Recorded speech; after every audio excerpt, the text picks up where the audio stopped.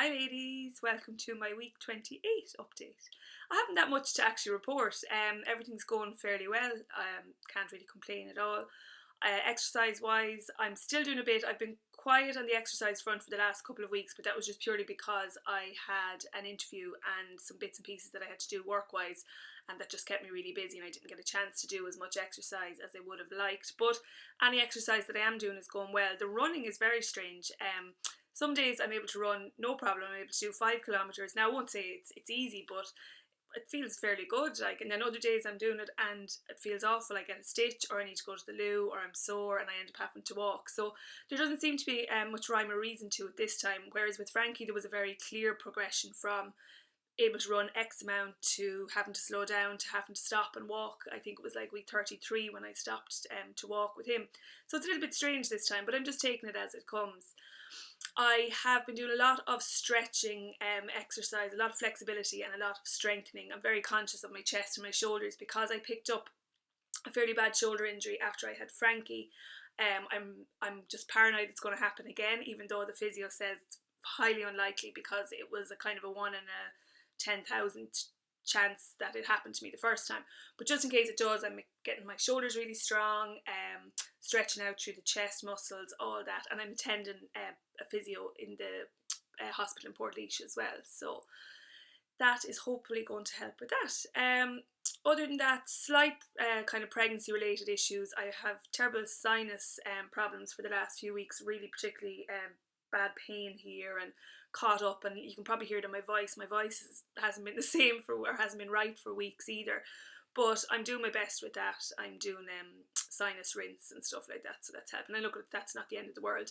I'm getting heartburn and indigestion really badly, which I didn't get last time at all, but I think that's just because I'm still trying to eat large quantities and my body is just not able for it because my stomach is somewhere up around here now at this stage. So I just need to start learning to eat little and often, I think. Other than that, nothing too much. I started my pregnancy fitness classes here in Portlaoise and they're going really well. I have a lovely group. I just said I'd start with a small group this time, so there's eight women and myself, and every Wednesday night in Portlaoise, and it's just like that. We're doing a lot of strengthening, a lot of flexibility, small bit of cardio as well, but it's really about preparing the body for carrying the baby, for labour, and then really for afterwards as well, so that the body isn't very badly affected by pregnancy. And yeah, really enjoying that, and still taking on loads of new members in my private pregnancy group on Facebook, so if anybody does want to join in there, please let me know. I have posted 2 full-length pregnancy fitness videos that I recorded, and I put in lots of information on other bits and pieces to do with health and fitness during pregnancy as well. So that's a really nice group and totally free to join, so let me know if anyone wants to come in on that. Other than that, not much else. I'm starting to get a little bit kind of emotional about the fact that I've only got 12 weeks left with my little man, where it's just me and him. It kind of feels like I need to make the most of the next 12 weeks now because, obviously I'm not going to be able to give him as much attention as I would have done in the past. And I suppose I went back to work when Frankie was 6 weeks old, so I missed out on a lot of that kind of nice time in the beginning.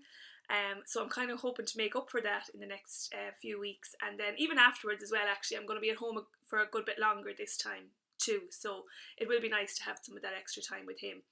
I actually went, another thing, I went yesterday and I went to an open day for sling wearing up in Snugglebugs in Naas, which was really good. I want to use a sling, not particularly at the moment for a long period of time, just for the first few months, because with Frankie I was only able to stay feeding him until 6 weeks.